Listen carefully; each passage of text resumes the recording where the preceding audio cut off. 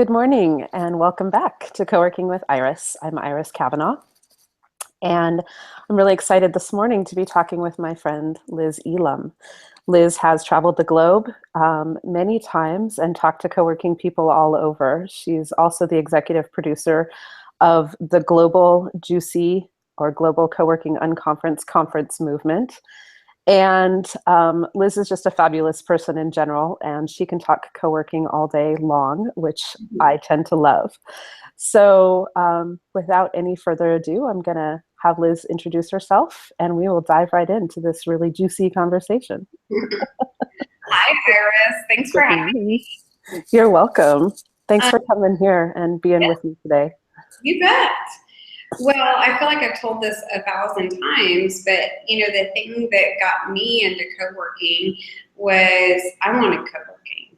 I worked out of my home for 9 years, and yes, it sounds like a prison sentence because it kind of was like that. So I had to sell, and I was in my basement, which sounds even more abysmal, but in Atlanta, they're walkout basements. I actually had a garden and a fountain and a beautiful space, but I was alone. And I was entirely too happy to see the UPS man, and he wasn't hot. And I visited my refrigerator a little too much. All my errands were always run, though. But I was like desperate to be around people, because when I'm around people, I am invigorated by the energy of other people. I would not know what the newest, coolest app was unless I was working around other people.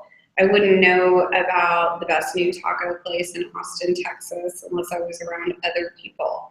And I miss getting a cake on my birthday. So I was in Italy decompressing after many years in corporate America and decided that I needed to do this. And I could go to Austin, or I could go to Atlanta, or really I could go anywhere in the world. And I picked Austin because I have roots here. And and Link has been open here for 6 years. And then 5 years ago, I started the Global Coworking Unconference Conference, which grew out of a meetup here in Austin, Texas, that Loose Cubes turned into a half-day unconference that I ebbed into a global conference series. And we just did LA in May, and we'll be doing Beijing next month, and then going to Montreal. Liz, one of the things that I love about your co-working story is how common it is. So many co-working operators got started because they were lonely, or they had a space, an office space, and they just wanted people to come and work with them. Yeah. I'm curious, how did you were in Italy. Was there a co-working space in Italy, or had you been to one before, or did you just have this idea out of the... I just had this idea, and when I Googled it, I found co-working. Wow. And I was like, oh my gosh, it has a name. And I remember meeting you in Austin, and at the Loose Cubes Unconference, that half-day unconference there at what's that place called? The Hangar. Yes. That fun little spot. And I remember having a conversation after your talk at South by Southwest, and talking about women-owned co-working spaces, and talking about co-working as a business model as opposed to just a movement. And wow, how far we've come in the past 6 years. That was 2010. That's crazy. Yeah. Yeah, that was pre one of my children, actually. Yeah. And we were all still going to Austin. Yeah, and I remember you bringing your baby to Juicy. I did. I was pregnant for the first Juicy. Uh-huh. I was pregnant that year, and then the next year I brought my baby. And maybe next year Rebecca and Jason will bring their baby. I would love to see. Yeah. Well, so you're all over the world these days. You're speaking at different conferences around the world. In fact, you're speaking in Oslo coming up. Tell us what's the conference you're going to? Oh my gosh, it's so exciting. One of my passions in life is I really want to see as much of the world as I possibly can, and nothing probably excites me more than getting to check off another country or another region of the world. And I've never been to Norway. And so I was contacted by a group out there, and they are doing a commercial real estate conference at a spa north of Oslo. And I'm like, I am your girl. How can I help you? So I'm going to get to go hang out in Oslo for a few days and then go up to this conference and talk about co-working to real estate executives at a spa. Because Wow. they're out of Oslo, because if they're in Oslo, they'll all work and they won't concentrate. So, yeah, and then I'm back for a few days and I'm off to Beijing. So in your world travels, you know, I know you've seen over 200 different spaces. You've met operators from all over. Mm-hmm. So what's your biggest takeaway so far on the state of co-working from a global perspective in 2016? Well, I think I think that in seeing all these spaces, the thing that really resonates with me is we're all the same. We might look different, we might talk different, we might have really different situations, but we're just people trying to make it happen. And it's really kind of cool to see that all over the world. And to see, because I think if you're a person that's drawn to co-working as a business or as something you want to do, that you're probably passionate about some things that we all have in common. And I see that across the globe. And so, yeah, it doesn't kind of matter where you are, we speak the same language. And that's really cool. And then I would say the state of co-working right now is just explosive, unparalleled, amazing growth. I can remember, like, I would get excited when I saw a new co-working space was opening somewhere in the world. And if y'all don't know this, I stalk every co-working space in the world in my spare time, but I can't keep up. I'm constantly seeing new spaces pop up all over the world. And so it's just this amazing, fantastic growth that, you know, Steve King told us, you know, 6 years ago was coming. And I feel like it's here. And we're no longer it is. I love that again, what you see as sort of your biggest takeaway is the commonality of the experience that we all share.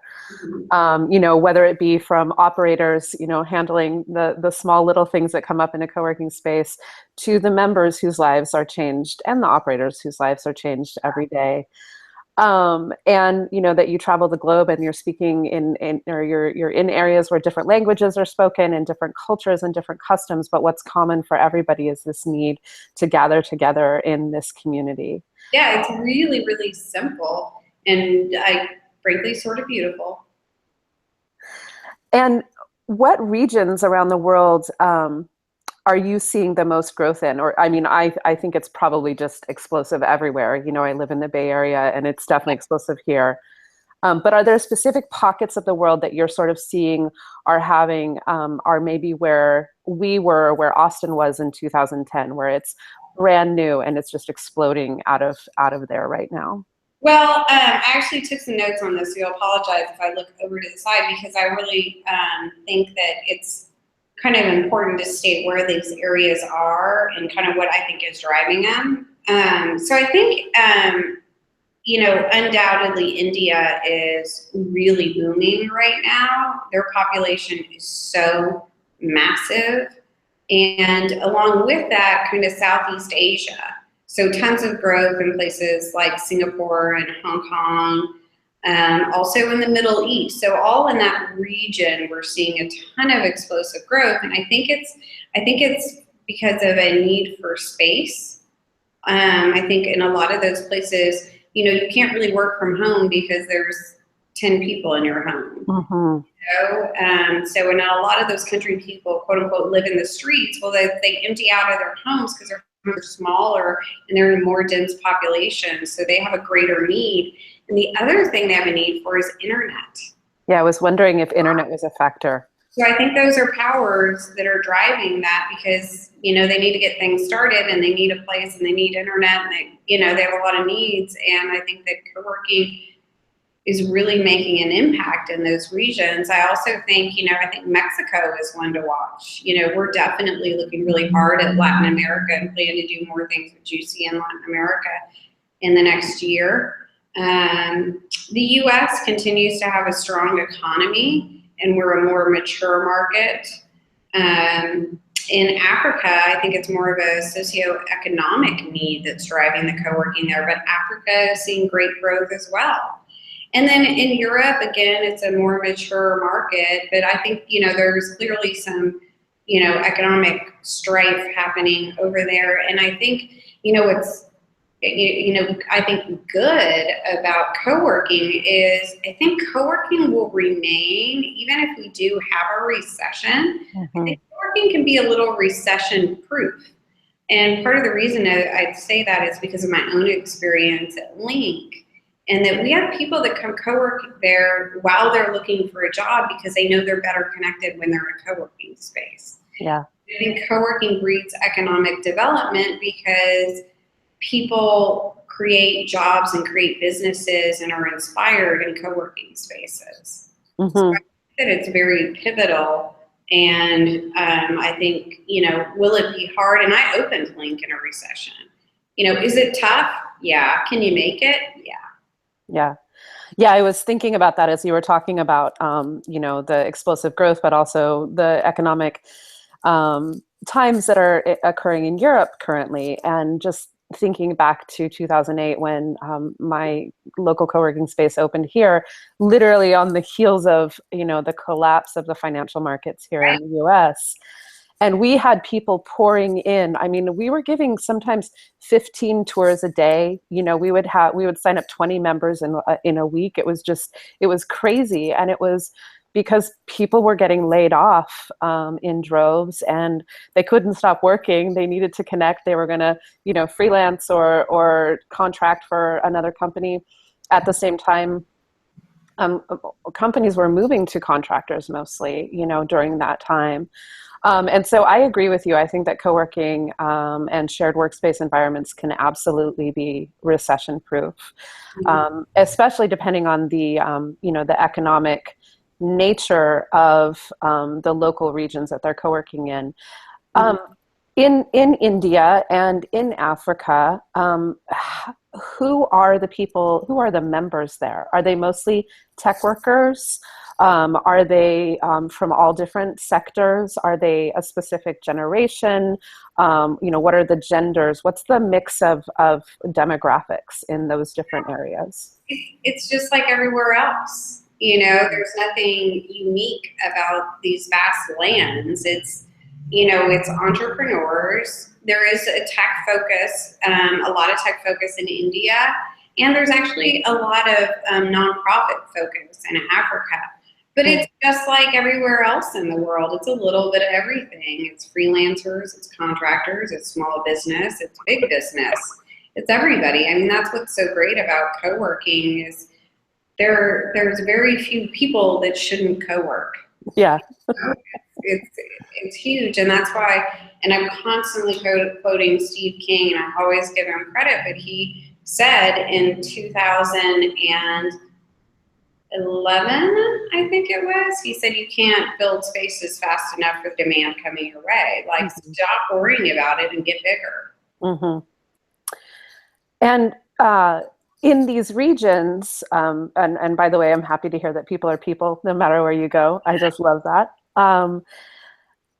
In these regions that you're seeing, I'm curious about government getting involved. One passion that I have is really, wanting to see governments see co-working as the economic development engines that it is, and really think of how can we apply the co-working model to solve problems in, civics and in economic, large-scale economic development, but also in education and basically every sector of our life. So how much government involvement do you see in these different regions? It's funny you should that, because the place where I see the most is China. The Chinese government knows that they are seen as the low-cost manufacturer, Mm. and they want to be the startup nation. And they are backing co-working, and they are in some regions, and I can't confirm this, but I've heard that in some regions and some of the really large developments, that in order to get government funding, that you have to have co-working or an incubator. They use the term incubator and co-working kind of interchangeably over there. Mm-hmm. You have to have that as part of your development. And talk about a place where, you know, the population is just massive and the homes are tiny. You need a place to go get things done. Mm-hmm. And, you know, China really is looking to pivot. Also, you know, through open work, you know, we've been talking with a group that's affiliated with the Singapore government. So I'm seeing a lot of it in Asia. Disappointingly, I don't see it a lot in the U.S. It's No. so politically driven. It's off the mark, if you ask me. Yeah, I would agree. I would agree. I'm curious in China, because co-working, you know, one of the sort of ethos or core values of co-working is transparency, and co-working spaces tend to be filled with people who value transparency, at least at some level. Um, and of course, you know, my perspective is very Western focused, and based on the information that I receive here. And I try to be as broad as possible, but you know, that's just what I have, the knowledge I have. So is transparency an issue in China, or is it not even a problem? I think it is a problem, just as the nature of the government. And I think that, you know, that I think that co-working helps with that. Mm-hmm. That once you kind of give the power to the people, that they start making some really interesting choices. But, you know, it's also why I understand that people have had a hard time in Russia, because I heard, again, I can't confirm this, that, you know, some co-working spaces were kind of squelched because, you know, if people get together, revolution happens. Right. Free Yeah. thought. Mm-hmm. Right. And, you know, I know that there's been some things with co-working in Egypt as well back in the day. So, yeah, I mean, that's the thing, is if you're going to change, you know, co-working spaces are change makers. Yes. Yes. And I think, you know, that I think it was Thailand or Bali, perhaps, that there was a co-working space that was raided. I believe that was a couple of years back or last summer. And they were raided because of some type of visa laws around the work that was allowed to be done, whether or not you were on a visa or not. And I'm curious, you know, have you heard more stories of this around the world, or is that the only? I really haven't, but it does bring to mind, I don't know where they're at, but there was a group that off the coast of Silicon Valley called Blue Sea. They were going to put a big cruise ship out there to get by some of the visa requirements, which I thought was really interesting, kind of ferried people into Silicon Valley during the day. I remember them. They came to visit us. Yeah. And that was a really interesting concept. Our members, of course, are very opinionated. I'm sure co-working members everywhere are just as opinionated. But there was a lot of talk about, you know, avoiding tax laws and avoiding, you know, even basic worker rights and customs. But I love the idea of just a giant island of co-working floating around the world. How fun would that be? There's co-boat, and I want to, you know, we have looked at cruise ships before, and it's not necessarily off the table. I'd go on a juicy cruise ship as long as we weren't dumping as long as we're not dumping our garbage into the ocean. I'd be happy. And so we're speaking of cruise ships and different types of models. You know, we're seeing co-living, we're seeing destination co-working, co-workations. And so many different models that mesh co-working together with different types of businesses. What's your prediction for the next big thing to come along in co-working? I think co-living has really got some great potential. And so I'm really watching co-living pretty intently. And I think the digital nomad kind of movement will continue to thrive. And I love seeing some programming around it because I think that's helpful. Yeah, so I think there's lots of models and lots of new things coming. And I think the one with the most potential is co-living. Mm-hmm. And have you been, in your travels around the world, do you stay in any co-living type of locations when you go? Have not yet. I've stayed in Airbnbs all over the world, but not co-living yet. I find co-living incredibly fascinating. I grew up not on any communes. I did live on a commune at one point in my life, but I grew up in a lot of areas where there was communal land trusts, where people got together and bought land together and made intentional communities and raised their children together. And to me, co-living sort of stems out of that desire to really live together and share. And I'm really, really fascinated. I'm excited to go to Juicy Canada because I understand that co-living is a big aspect of what people are doing in Canada, and that there will be conversations there. Yeah, we've been talking about co-living since the first Juicy. We've got speakers. We've been in the Unconference, and I think the other thing that we'll see is I think we're going to see a bigger adoption of people putting incubators and accelerators into their co-working space. I think we'll see more of that as well. I think that's just good business for a lot of people, and I also think it's smart. Yeah. And I'm imagining there will also be, just continue to be attempts at bringing childcare into the co-working spaces and making, co-working. That's a tough one. Yeah, it sure is. Do it successfully is Third Door in London. Third Door. Yeah.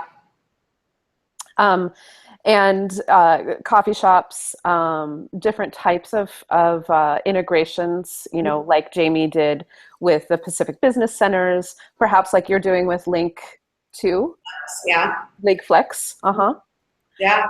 And so what's coming next for you? What's your next big thing?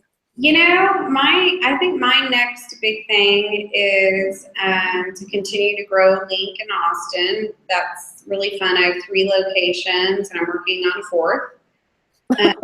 I don't know how you do that, Liz. I don't know. I really love traveling, and I'm always just looking for new ways to boondoggle my way around the world. So if anyone would like to hire me to go to somewhere exotic and speak, I'm in. And, Juicy, I think, is going to grow because I think we're going to stop limiting ourselves to co-working. Co-working is our roots, and co-working is my love, but that doesn't mean that we can't incorporate some things from the incubator world and the accelerator world and the entrepreneurship world. And, we've talked about before, one of the greatest things about knowing your peers in this industry is the support you get. And I think that Juicy owes it to its contingency to bring more support to the people that need it. Whether that be phone calls or products, I don't know, but I just feel like a lot of us are overworked and stressed out and struggling with balance. And I think that that's something that we need to address more. And, I know that we've also talked about this, but I think as our industry and our movement matures and ages, there are those of us who've been doing it for a long time, and we sort of age out of specific things and, run into trouble, run into, relationships that ended up not being the best relationships for us to be in with either business partners or partnerships with landlords. And what I see is a real need to be able to support ourselves and support each other outside of the, 3 days a week or 3 days a year that we can get together at Juicy, or, taking a trip to Seattle to visit our friends. So how do you see us doing that? I mean, what can we do to sort of extend that good feeling that we've got at Juicy for those 3 days? I think it's more programming, and I think it's also helping people find resources. Like, I think you're a great resource. It's I think there needs to be more connection. There needs to be more communication, and I think you're going to see Juicy moving in that direction. Awesome. Yeah. That's fun. And I just, one of the things that I love about Juicy is I'm always excited. What's Liz's surprise going to be this year? Favorite. What's the big announcement? So, where is Juicy USA going to be this next year in 2017? Well, we are really focusing on finding something in the East Coast, but our interest was very much piqued by the poll that we did on the Juicy Facebook group, which is, if you've been to a Juicy, you can join the Juicy Facebook group. And we did a poll and said, where do you want to go? And Denver came out of nowhere. And Denver, took over. And so, we're also looking at Denver. So it's going to be on the East Coast or perhaps Denver. Still working on it. Well, I'm excited to see when that announcement comes out. I'm really looking forward to Juicy Canada. Yeah. And what's your Juicy schedule for the fall? So we have Beijing is August 8th through the 10th. And then we're in Montreal, I think it's the 5th to the 8th or something like that. Of October. Yep. And then we're actually going to move Singapore. We just don't feel like we can pull that off this year. And there's possibly a surprise coming in December. And then, we're looking at starting it all back over in May. Wow. And we'll do Juicy USA. We'll do something in Latin America. We'll go China again. We'll be in Melbourne, Australia. We'll be in Vancouver, Canada. And then, we've got some surprises coming. I'm very excited. I think I talked to you and possibly Tony, and I don't know who else, but we really, really want to do a camp on a campground, probably in Colorado. So that's something to look forward to. Yes, I want that so bad. I really, really, really want to go to camp. It's been too many years since I've gone to camp. And let's talk co-working for how many days is that? I mean, we get to sit around a fire, sing songs about co-working or just anything, roast some marshmallows. Gotta get in the woods. It's get a permit to have a fire anywhere else. So we're gonna have to do it. I love it.